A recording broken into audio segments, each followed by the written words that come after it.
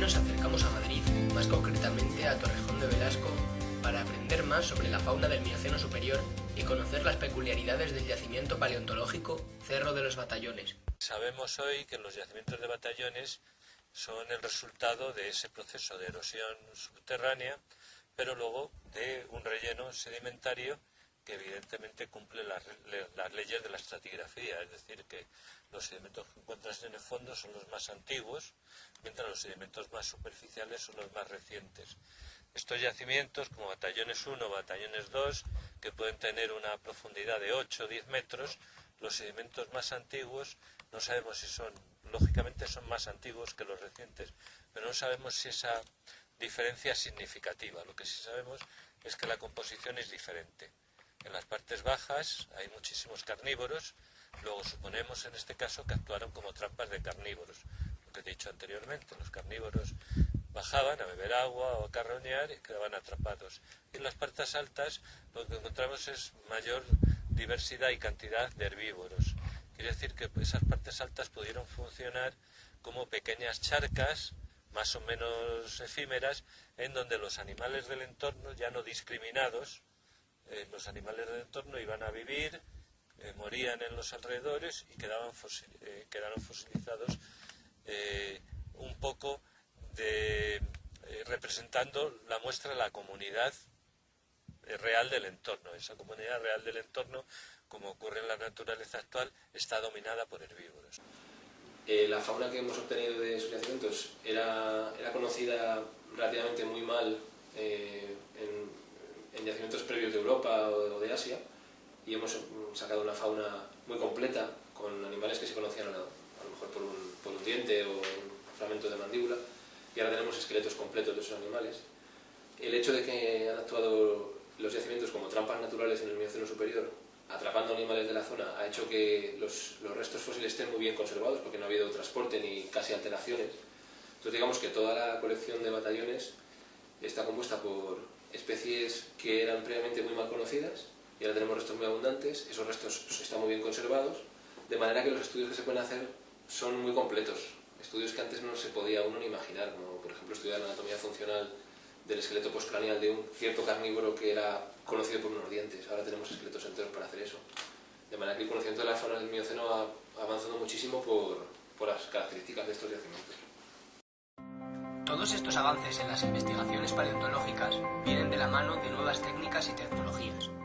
En mi caso yo usamos CT scan, por ejemplo, para estudiar el interior de los cráneos, y luego aprovechando para estudiar las cavidades internas, como por ejemplo los senos frontales, que son las cavidades que hay en esta zona, en los frontales, o el encéfalo. O sea, eso se puede reconstruir de un fósil. Tú tienes el hueco, lo rellenas, digamos, virtualmente, y entonces puedes tener como un cerebro de un bicho fósil. La morfología, porque queda la forma, queda la morfología interna, y entonces eso lo puedes reconstruir.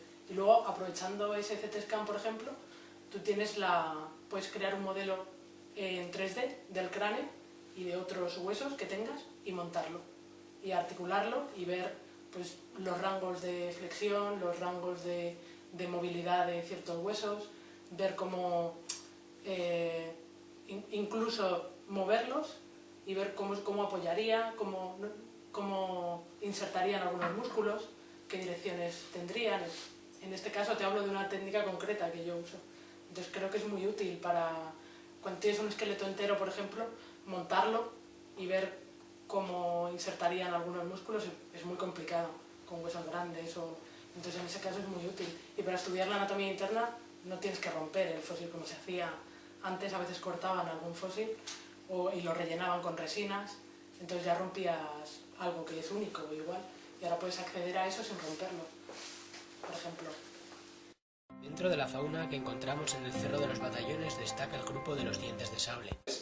La gente se cree que por tener unos cánidos tan grandes pues no podrían comer, porque les estorbarían de alguna manera, y sin embargo no es así, ya que el movimiento de las mandíbulas es en este plano y no mastican como los herbívoros, no necesitan moverlos lateralmente, de manera que bueno, pues aquí tenéis las piezas carniceras e incluso están desgastadas, con lo cual el animal se alimentó con ellas como cualquier otro carnívoro. Se llevarían la pieza aquí a un lado y morderían con las carniceras.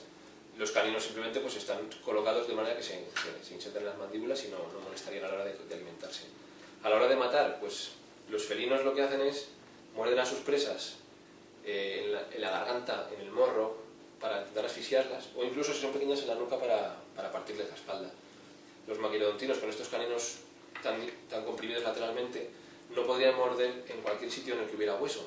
Entonces lo que hacían era morder a sus presas en la garganta, así, para cortarles la tráquea y los vasos sanguíneos. Con ese corte, digamos, dejaba de llegar sangre al cerebro y el animal, la presa, se mareaba en unos segundos y se desmayaba. Y entonces ya moría desangrada, moría sin que el maquilodontino tuviera ningún problema porque tuviera que estar sujetándola o asfixiándola. Entonces, los felinos, un felino de este tamaño, por ejemplo, una leona que cace una cebra, pues puede estar 20-25 minutos intentando asfixiarla y a lo mejor la cebra al final se consigue escapar, o el búfalo. De manera que el método de caza de los felinos es poco refinado en el sentido que pueden morder en cualquier sitio, pero también es poco refinado en el sentido de que la presa, como no muere en el acto, se puede escapar al final de una lucha de minutos. Los maquilodontinos consiguieron un método de caza en el que si la presa se conseguía inmovilizar, un mordisco rápido en la garganta acababa con ella. Entonces es mucho más eficaz ese tipo de ataque. Entonces para ello desarrollaron pues, una morfología muy especial, como son los caninos o las modificaciones craneales que observamos en estos animales. Entonces, ¿qué le recomendáis a los alumnos que están interesados en la paleontología? Pues lo que si les interesa la paleontología, que no lo dejen.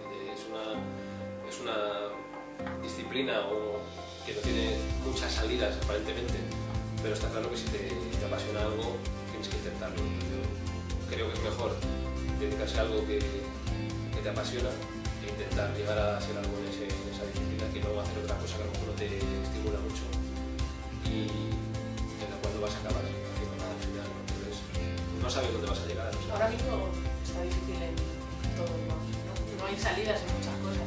Si algo te apasiona, pues persíguelo, o sea, al menos inténtalo, que no se te quede enquistado, ¿no? O sea, que si algo te apasiona y no te imaginas haciendo otra cosa, inténtalo.